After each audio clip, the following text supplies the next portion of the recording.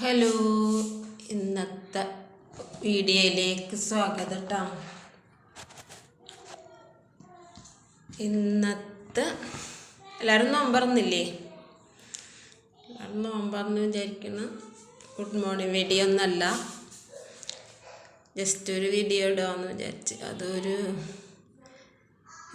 ഇമ്പോർട്ടൻ്റായ ഒരു കാര്യമാണ് കേട്ടോ. ഒരു കാര്യം ചെയ്യാനുണ്ട്. അപ്പോൾ ആ കാര്യത്തെക്കുറിച്ച് എനിക്കുള്ള അറിവ് ഞാൻ പറയുകയാണ്. ഇനി അങ്ങനെ തന്നെ ആണോ എന്ന് എനിക്കറിയില്ല. അപ്പോൾ അറിയണം. ഒരു കണ്ടാൽ അതങ്ങനെയല്ല എന്ന് കമൻറ്റ് ചെയ്യണം കേട്ടോ. അപ്പം ഇന്നത്തെ സംസാര വിഷയം ഇക്കൊല്ലത്തെ റംസാനായിട്ട് സക്കാത്ത് കുറച്ച് പൈസ സക്കാത്ത് കൊടുക്കാനായിട്ട് നിയത്തുണ്ട്. അപ്പോൾ എല്ലാ കൊല്ലമൊന്നും സക്കാത്ത് കൊടുക്കാൻ പറ്റിയിട്ടൊന്നുമില്ല. അതായത് എല്ലാ കൊല്ലവും പറ്റിയിട്ടില്ല.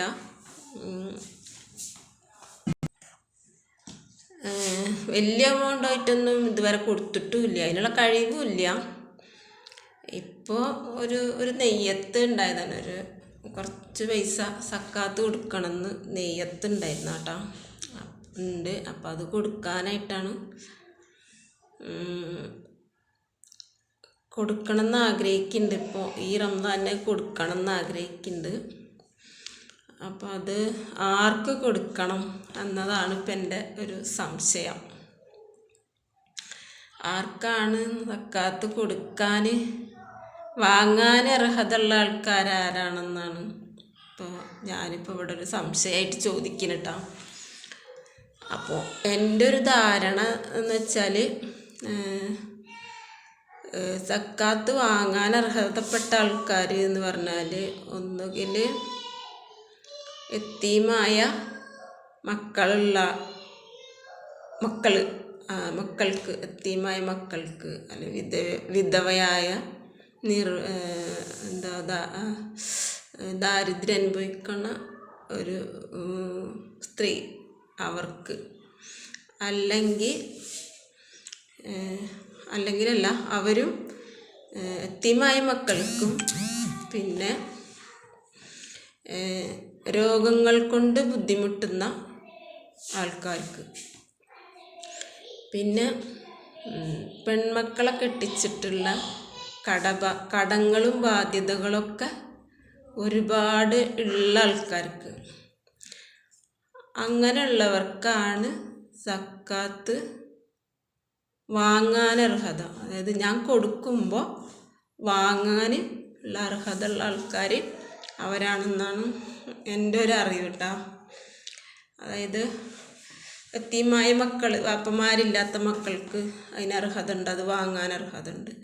പിന്നെ അതേപോലെ തന്നെ രോഗങ്ങൾ കൊണ്ട്, മാരകമായ രോഗങ്ങളും മാറാരോഗങ്ങൾ കൊണ്ടൊക്കെ കഷ്ടപ്പെടുന്ന ആൾക്കാർ, അവർക്ക്, പിന്നെ ഇല്ലാത്ത ആൾക്കാരുണ്ടാവും. വീടില്ലാതെ ഒരുപാട് കഷ്ടപ്പെടുന്ന ആൾക്കാരുണ്ടാവും. ചെറ്റ കുടിലൊക്കെ താമസിക്കുന്ന ആൾക്കാരുണ്ടാവും. അവർക്കും വാങ്ങാം. പിന്നെ അവർക്കും കൊടുക്കാം. പിന്നെ പെൺമക്കളെ കെട്ടിച്ച കടബാധ്യതയും കാര്യങ്ങളും, ഒരുപാട് കടങ്ങൾ കൊണ്ട് കഷ്ടപ്പെടുന്ന ആൾക്കാർക്കും കൊടുക്കുക. അല്ലാതെ ഈ കാക്കൽക്ക് വരുന്ന ആൾക്കാർക്ക് കൊടുക്കുക, അതേപോലെ എനിക്കിഷ്ടമുള്ള ആൾക്കാർക്ക് ഞാൻ കൊടുക്കുക.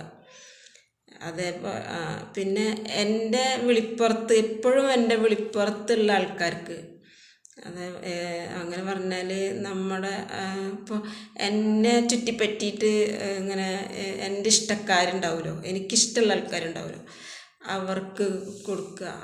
അങ്ങനത്തെവർക്കൊന്നല്ല സക്കാത്ത് കൊടുക്കണ്ടെന്നാണ് എൻ്റെ ഒരു കേട്ടോ.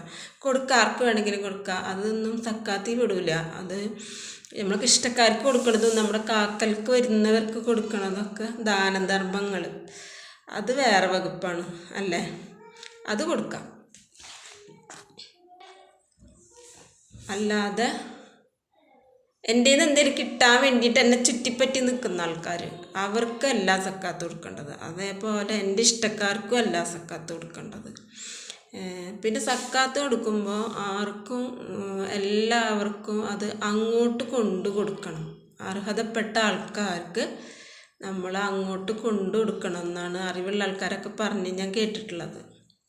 എനിക്കിപ്പോൾ അത്ര അറിവൊന്നുമില്ല, ഉള്ള കേൾവിയുള്ള ഒരറിവ് വെച്ചിട്ടാണ് അപ്പോൾ ഞാനിതൊക്കെ പറയുന്നത്.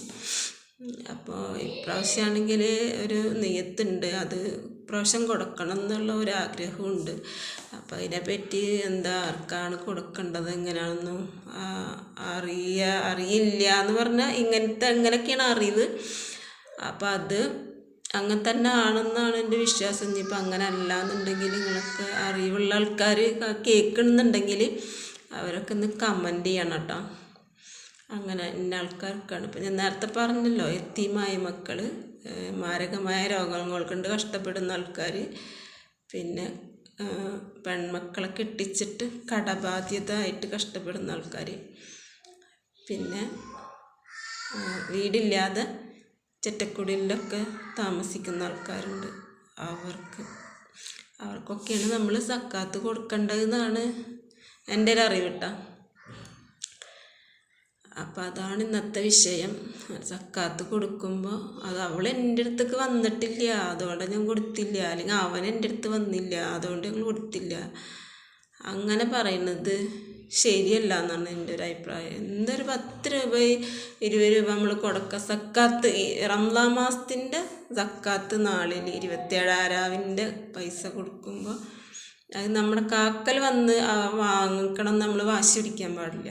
നമ്മൾ കൊടുക്കാനുള്ളതാണെങ്കിൽ കൊടുക്കാനുള്ള ആഗ്രഹത്തോടു കൂടിയാണ് കൊടുക്കണം, അല്ലെങ്കിൽ അത് സമ്പത്തുള്ളവരാണ് സക്കാത്ത് കൊടുക്കേണ്ടതെന്നാണ്. അപ്പോൾ സമ്പത്ത് അത് കണക്ക് നോക്കി കൊടുക്കുമ്പോൾ അത് അവർക്ക് അത് അവർക്ക് നിർബന്ധമായ കാര്യമാണ്. സമ്പത്ത് ഉണ്ടെങ്കിൽ കൊടുക്കണം, അതിനനുസരിച്ച് കണക്കനുസരിച്ച് സക്കാത്ത് കൊടുക്കണം നിർബന്ധമാണ്.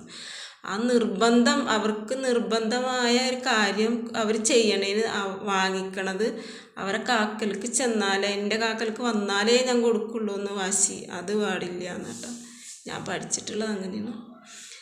അപ്പോൾ ഞാനിപ്പോൾ ഇവിടെ എനിക്ക് സമ്പത്ത് ഉണ്ടായിട്ടൊന്നല്ല, എനിക്ക് അതിനുള്ള കഴിവില്ല. ഞാനിപ്പോൾ കഴിഞ്ഞ റംസാൻ വരെ ഞാൻ ആരത്തേലൊക്കെ പോയി വാങ്ങി കൊടുത്തിട്ട് തിരിച്ചു തരുന്നുണ്ട്. ഇതിപ്പോൾ എൻ്റെ ഒരു നിയത്താണ്, വേറൊരു കാര്യസാധ്യത്തിന് വേണ്ടി ഞാൻ നിയത്താക്കിയതാണ്. അപ്പം അതൊന്നും ഇപ്രാവശ്യം ഇങ്ങനെ ഇത്ര നാളായിട്ടൊന്നും പറ്റിയില്ല, ഓരോരോ പ്രശ്നങ്ങളൊക്കെ ആയിട്ട് പറ്റിയിട്ടില്ല. അപ്പോൾ ഇപ്രാവശ്യം അത് കൊടുക്കണമെന്ന് വിചാരിക്കുന്നുണ്ട്. ഇനിയുണ്ടല്ലോ 10-16 ദിവസം കൂടി ഇനി ഉണ്ടല്ലോ. അപ്പം അത് ആർക്ക് കൊടുക്കണം എന്ന് കമൻറ്റിലൂടെ ഒന്ന് നിങ്ങളും അറിയിക്കണം കേട്ടോ. അപ്പോൾ എൻ്റെ ധാരണയാണ് ഇപ്പോൾ ഞാൻ പറഞ്ഞത്. അപ്പോൾ നിങ്ങളത് അങ്ങനെ അല്ലെങ്കിൽ നിങ്ങളൊന്ന് കമൻറ്റ് ചെയ്യണം കേട്ടോ. അപ്പോൾ ഓക്കെ, എല്ലാവർക്കും റംസാൻ മുബാറക്ക്.